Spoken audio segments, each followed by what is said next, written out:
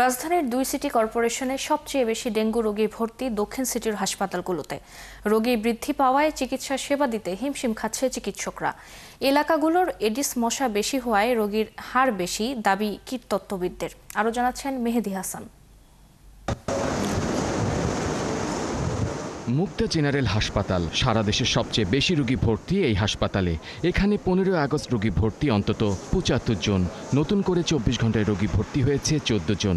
এবছর ডেঙ্গুতে এই হাসপাতালে মারা গেছে 10 জন। হাসপাতালটিতে ডেঙ্গু চিকিৎসায় শিশু, মহিলা ও পুরুষের জন্য আলাদা ওয়ার্ড করা হয়েছে। এরপরই আছে ঢাকা মেডিকেল কলেজ হাসপাতাল।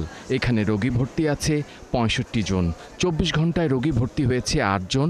তবে এবছর দেশে সবচেয়ে বেশি ডেঙ্গু রোগী মারা গেছে এই হাসপাতালে 25 জন। সারা দেশ থেকে সবচেয়ে বেশি জটিল রোগী ভর্তি রেফার্ড হয় এই হাসপাতালে।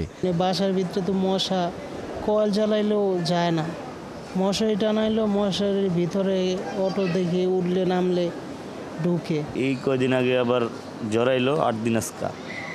যখন প্রথম 3 দিনের মাথায় জ্বর আইছে তখন আমি 3 দিনের মাথায় টেস্ট করে যাইলাম, পরে টেস্ট দিল আর আমার পরে ডেঙ্গু ধরা পড়ছে। ডেঙ্গু রোগী ভর্তি তৃতীয়তে আছে মিটফোর্ড হাসপাতাল। এখানে রোগী ভর্তি আছে 28 জন।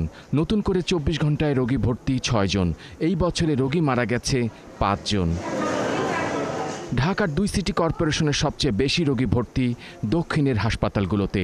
এই সিটির মশা নিধন কার্যক্রম ত্রুটিকে দোষছেন বিশেষজ্ঞরা। ঢাকা উত্তর এবং দক্ষিণ সিটি কর্পোরেশন ছাড়াও বাংলাদেশের বিভিন্ন জায়গাতে আমরা এডিস মশার ঘনত্ব নিয়ে যে কাজ করছি, ডেঙ্গুর ট্রান্সমিশনে যে কাজ করছি, সেখানে আমরা দেখতে পাচ্ছি ঢাকা উত্তর এবং দক্ষিণ সিটি কর্পোরেশনের প্রায় প্রতিটি ওয়ার্ডেই এখন এডিস মশার ঘনত্বের ইন্ডেক্স 20-এর উপরে আছে। কোনো কোনো জায়গাতে আমরা এই ইন্ডেক্স 100-র উপরেও পাচ্ছি।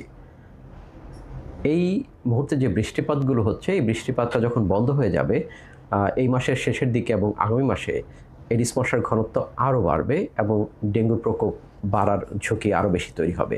ডেঙ্গু রোগ নিয়ন্ত্রণে স্থানীয় প্রশাসন ও ব্যক্তি উদ্যোগ জরুরি বলেও মনে করেন তিনি। মেহেদী হাসান, 71, ঢাকা।